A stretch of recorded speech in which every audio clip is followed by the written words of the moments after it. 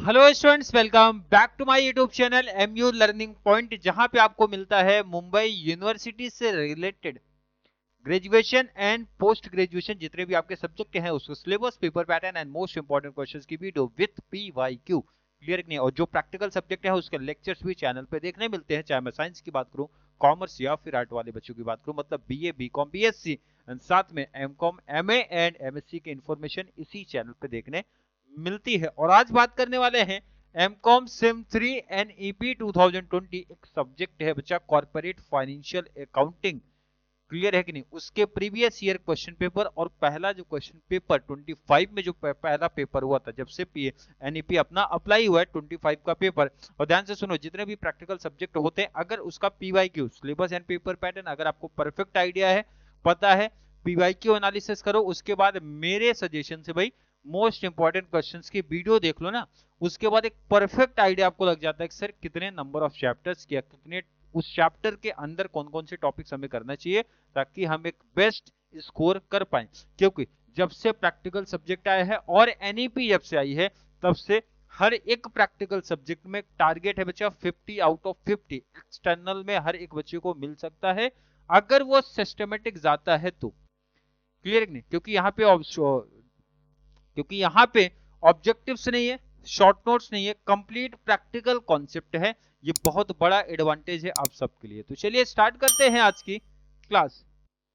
सीधा पीवाईक्यू पे जाने से पहले एक बार पेपर पैटर्न हमारा क्या था, जरा उस पे आते हैं रिटर्न। सर टोटल अगर मैं सब्जेक्ट की बात करूं बच्चा, मॉड्यूल नंबर 1 है, ध्यान से सुनना समझना, इसके बाद ही एक आइडिया आपको परफेक्ट चलेगा। यूनिट 1 जो हमारा आता है बच्चे, यूनिट 1 इंडियन अकाउंटिंग स्टैंडर्ड, ऐसा लिख दिया है। और यूनिट 1 कितने नंबर का आएगा आपके क्वेश्चन पेपर में बच्चा? 14 मार्क्स का पेपर है। कितना? 14 मार्क्स। अगर कोई बच्चा यूनिट 1 अच्छे तरीके से करके गया तो 14 मार्क्स मिलना फिक्स है, नो डाउट। क्लियर है क्या? लेकिन बच्चा इसमें कितने टाइप ऑफ सम है या फिर कैसे प्रैक्टिकल से, मैं सीधा बता देता हूं बच्चा, 4 टाइप ऑफ प्रैक्टिकल सम है, 4 टाइप के प्रैक्टिकल सम, और चारों पूछे जाते हैं। लेकिन कौन किसके ऑप्शन में पूछा जाता है ये फिक्स नहीं है, तो इसका मतलब है बच्चा कि 4 में से 3 तो करना पड़ेगा। क्योंकि कौन किसके ऑप्शन में पूछा जाएगा ऐसा यूनिवर्सिटी ने बोला नहीं है क्लियर। तो ऐसा नहीं है कि सर 25 में यही ऑप्शन में बना था तो नेक्स्ट में भी यही बनेगा, क्या ऐसा कंपलसरी नहीं है। तो ध्यान से सुन लो, समझ लो क्या टाइप ऑफ सम है, जिससे अपने को जब क्लास मिले तो हर एक बच्चे को परफेक्ट समझे सर कौन सा टाइप चल रहा है, फिर क्या टॉपिक चल रहा है। पहला तो बच्चा कैलकुलेशन ऑफ ईपीएस आएगा, अर्निंग पर शेयर का अर्निंग आएगा क्या होता है। तो ईपीएस वाला कॉन्सेप्ट लिख लो बच्चा, पहला type of sum. Second, classification of the asset, second type of sum, जहां पे हमें टेंजिबल एंड इनटेंजिबल असेट्स को क्लासिफाई करना पड़ेगा, एग्जांपल्स दिए होंगे, वहां पे क्लासिफिकेशन बेसिकली करना पड़ेगा। बच्चा वो इतना इजी वाला नहीं आएगा कि sir goodwill, patent, trademark, copyright, furniture वगैरह वगैरह, ऐसा नहीं आता, थोड़ा कॉन्सेप्ट लेवल है, स्टैंडर्ड थोड़ा। नेक्स्ट बच्चा, fair value measurement, fair value measurement next type of sum है। Last, financial instrument next type of sum है। 4 टाइप ऑफ सम है, नोट कर लो ये पहले में। नेक्स्ट यूनिट नंबर 2 की बात करते हैं, ह्यूमन रिसोर्सेस अकाउंटिंग। इसमें तो सीधा सीधा बोलेगा बच्चा एचआर की वैल्यू फाइंड आउट कर दो। तो इसमें टाइप ऑफ सम में डिवाइड नहीं किया ना आपके सिलेबस में, सीधा कॉन्सेप्ट पूछेंगे उसी के अकॉर्डिंग चलना है। नेक्स्ट यूनिट है बच्चा valuation of goodwill, valuation of goodwill का कॉन्सेप्ट है। लास्ट आपका वैल्यूएशन ऑफ शेयर्स की वैल्यूएशन। ध्यान रखना, जो बच्चे पढ़े होंगे तो बोलेंगे सर आप इसमें मेथड भी तो है। अब देखो यहाँ पे बच्चा मेथड या फिर टाइप ऑफ सम ऐसा डिवाइड ही मत करो आप, हर एक मेथड पढ़ना है। क्योंकि देखो ना, सिंबल से आप समझो बच्चा, ये 12 नंबर का टॉपिक है, ये भी गुडविल वाला कॉन्सेप्ट भी 12 का है, और अगर मैं शेयर वाले की बात करूं तो ये भी 12 का है। शेयर में तो सोचो मत, क्योंकि शेयर्स के ऑप्शन में शॉर्ट नोट्स आएगा, तो हर एक बच्चे को शेयर्स वाला टॉपिक परफेक्ट करना है। जैसे गुडविल वाले केस में चल सकता है, क्योंकि गुडविल के ऑप्शन में गुडविल आएगा, मतलब 2 आएगा, जो आपको इजी लगता है वो पिक कर लो, ये ऑप्शन है, एडवांटेज है। और सेम यहाँ पे भी है बच्चा, एचआरए वैल्यू ऑफ एचआरए में भी सेम है, 2 देंगे, 2 में से 1 कवर कर लो, बट यहाँ पे ऐसा नहीं है, इसके ऑप्शन में शॉर्ट नोट्स है, और मुझे नहीं लगता कोई बच्चा शॉर्ट नोट्स कवर करेगा, क्योंकि सिंपल कॉन्सेप्ट है वैल्यूएशन ऑफ शेयर। क्लियर समझे कि नहीं? अब जरा पीवाईक्यू आ जो सॉरी पेपर पैटर्न पे आते हैं। Paper pattern internal, I hope हर एक बच्चे को मालूम रहेगा सर, 50 का हमारा इंटरनल होता है, जिसमें 20 का हमारा क्लास टेस्ट होगा, MCQ, right in one sentence, match the pair, true false कुछ भी हो सकता है। कॉलेज के सब्जेक्टिव टीचर आपको गाइड कर देंगे, उसके लिए टेंशन फ्री हो जाओ आप। तो नेक्स्ट की बात करते हैं बच्चा, प्रोजेक्ट आपको मिलेगा, 20 मार्क्स आपके प्रोजेक्ट पे रहता है, टाइम पे सबमिट कर देना, और 10 आपके अटेंडेंस पे रहेगा, 10 मार्क्स आपके अटेंडेंस पे रहता है। तो ये हो गया बच्चा 50 का इधर।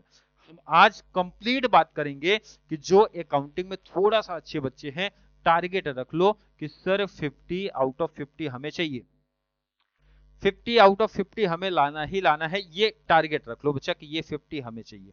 पेपर पैटर्न जरा क्या सिखाता वो देखो बच्चा, यूनिट 1 से आएगा, ये तो मैं अभी जस्ट पीछे बता दिया भाई, यूनिट 1 से आएगा सर, 1 और 2 मतलब दो में से एक कवर कर लो। और कितने नंबर का बच्चा, 14 मार्क्स का। तो ये मैंने स्टार्टिंग में बताया था, ऐसा कंपलसरी नहीं है बच्चा सीधा 14 का आ जाए, क्योंकि वहां पे छोटे छोटे टॉपिक्स है, तो मतलब 7 का ही बेसिकली पैटर्न बनाएंगे, ऐसा मैं पहले ही क्लियर कर दिया था क्योंकि छोटे टॉपिक्स हैं। नेक्स्ट, सॉल्व 1 और 2 मतलब दो में से एक कर लो बच्चा, और कहां से, यूनिट नंबर 2 से। एचआरए की वैल्यू सीधा हमेशा पूछी जाती है, नोट कर लो। नेक्स्ट, वैल्यूएशन ऑफ शेयर्स वो बनेगा, दो क्वेश्चन गुडविल वाला बनेगा, sorry goodwill, valuation of goodwill, goodwill का दो क्वेश्चन एक कवर करना है, कहां से, यूनिट थर्ड, थर्ड तो वही है। लास्ट हमारा सॉल्व 1 आउट ऑफ 2, लेकिन यहां ध्यान रखना यहां शॉर्ट नोट्स है बच्चा, इन्होंने लिख तो दिया है लेकिन यहाँ शॉर्ट नोट्स है, यूनिट नंबर 4। क्लियर है कि नहीं? अब नहीं समझा तो सीधा पीवाईक्यू में आओ, वहां समझा देता हूं।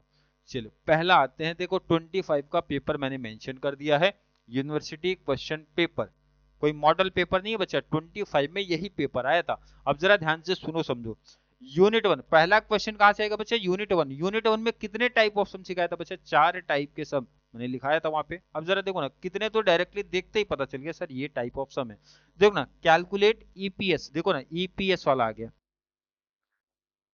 ई पी एंड एस, तो ये आइडिया देख के लग गया सर कि ये तो ईपीएस वाला सम है, मतलब 1B में जो पूछा है बच्चा वो ईपीएस वाला कॉन्सेप्ट है।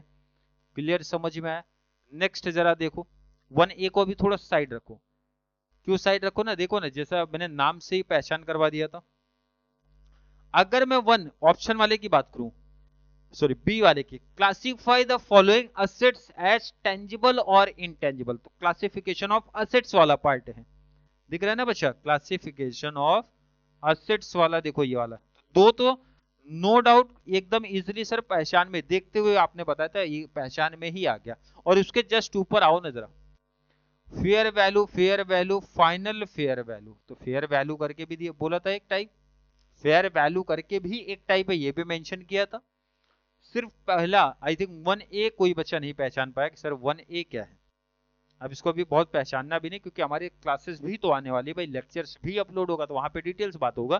फिलहाल यहाँ बोला बच्चा एवरेज नंबर ऑफ शेयर हमें फाइंड आउट कर दो, मतलब ये जो फोर्थ वाला टाइप था ना वहां से लिया गया है।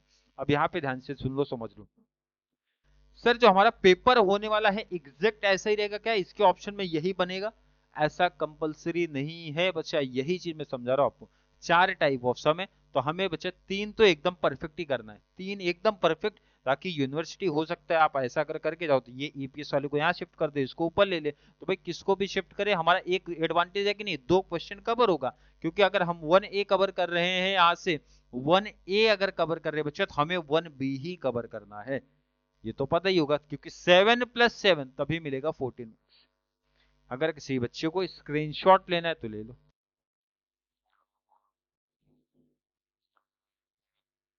चलिए नेक्स्ट, ऑप्शन में क्या देखने मिल रहा है बच्चा, सेम, फेयर वैल्यू निकालो और साथ में क्लासिफाई करो टेंजिबल और इंटेंजिबल एसेट को, 7 मार्क्स एंड 7 मार्क्स का सम, तो नोट कर लो, ये भी नोट करना है, ये भी। चलिए नोट किया, तो सेकंड पे आते हैं। क्वेश्चन नंबर 2 मैंने क्या बोला था, क्या बनेगा बच्चा, 12 नंबर का टॉपिक है, calculation of HR, value of HR बोलेंगे। क्लियर, देखो ना, calculate the value of HR, HR की वैल्यू कैलकुलेशन करना with the help of details में, ऐसा दिया रहेगा। क्लियर है कि नहीं? कितने नंबर का, सीधा 12 नंबर का, और बहुत सिंपल टॉपिक है, बहुत ही सिंपल टॉपिक है ये। ऑप्शन में भी सेम ऐसा ही क्वेश्चन देखने मिलेगा, ऑप्शन में और लगा रहे बच्चा, थोड़ा सा डिटेल आए आगे, डिटेल्स नेक्स्ट पेज पे, स्क्रीनशॉट ले लो अगर देना है। पीवाईक्यू भी सॉल्व करा दूंगा, उसके लिए टेंशन फ्री हो जाओ, आप टेंशन फ्री हो जाओ। देखो ना यहाँ पे बोला भी है, कैलकुलेट वैल्यू ऑफ HR, देखो ना दिखा कि नहीं, तो मतलब दोनों में वही आ रहा है। तो ये वाला टॉपिक में तो कुछ सोचना नहीं है बच्चा, सीधा पूरा डिटेल्स पढ़ना है कि भाई दो तीन टाइप ऑफ सम है, टाइप ऑफ सम मतलब calculation valuation value of HR के अंदर ही पार्ट है ना, थोड़ा तो चेंज करेंगे ही। जैसे फाइनल अकाउंट देखो, अभी आपको दिक्कत लग रही है ना, फाइनल अकाउंट में कैसा होता है बच्चा, किसी में सर 5 एडजस्टमेंट दिए होते हैं, तो किसी में 6 दिए होते हैं, किसी में 4 हो सकता है, किसी में डिफरेंट, क्योंकि नंबर ऑफ एडजस्टमेंट तो ज्यादा है। तो सेम वही पैटर्न आप इधर भी समझो भाई, डिटेल्स थोड़ा बहुत चेंज करते रहते हैं। तो हम क्या करेंगे बच्चा, हर एक टाइप ऑफ सम का प्रैक्टिस करेंगे ही करेंगे। क्वेश्चन नंबर 3 में आना है, valuation of goodwill, valuation of goodwill. चलिए पहले ये नोट कर लो जरा, नोट किया, नोट किया कि नहीं किया। वैल्यूएशन ऑफ गुडविल की अपनी अपनी ही पहचान है, फिलहाल तो वो अपनी जगह फिक्स ही रखते हैं, क्वेश्चन नंबर 3 में ही पूछे जाते हैं। और दूसरा पहचान एक सर हमेशा पास्ट ईयर का प्रॉफिट दिया होता है, पास्ट ईयर की प्रॉफिट दिया होगा गुडविल के बारे में, देखो बोला भी रहता है, नो डाउट, देखो ना बोला भी है। ठीक, चलो ये हो गया। ऑप्शन में गुडविल ही पूछा जाएगा नो डाउट, ऑप्शन में गुडविल पास्ट ईयर का प्रॉफिट देखो दिया है, एक हिंट रहता है सर पास्ट ईयर का, सर प्रॉफिट बेसिकली दिया ही रहता है। चलिए स्क्रीनशॉट ले लिया, इसका एडिशनल डिटेल यहाँ पे दिया था, एडिशनल डिटेल यहाँ भी दिया है, और यहाँ तो क्लियर मेंशन ही कर दिए हैं कि compute the value of goodwill. भाई वैल्यू ऑफ गुडविल हमें बताओ, ठीक है। Last compulsory topic, valuation of share. पहले देखो बैलेंस शीट का डिटेल है, स्क्रीनशॉट पहले बैलेंस शीट ले लो, स्क्रीनशॉट ले लिया।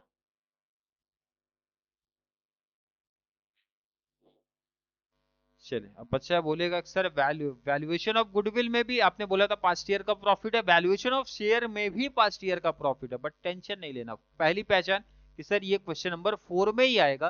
दूसरी पहचान, क्वेश्चन लाइन खुद बताएंगे, हमें चाहिए क्या बच्चा, हमें फाइंड आउट क्या करना है, find the intrinsic value off fully paid and partly paid of equity share. ये देखो ना क्लियर बता रहे हैं वो, इंट्रिंसिक वैल्यू मतलब ये मेथड का नाम है, इंट्रिंसिक है, फेयर वैल्यू मेथड है, इल्ड मेथड वगैरह ऐसा नाम है। तो डिटेल्स पढ़ेंगे, उसका टेंशन फ्री हो जाओ, फिलहाल नाम बता रहे। जब चैप्टर्स करेंगे ना तो वहां पे तो पूरा पहचान ही बताऊंगा ना भाई, पहचान सबको सॉल्व कैसे करना, कितने मेथड है, हर एक डिटेल्स की बातें होंगी, तो ये देख लो।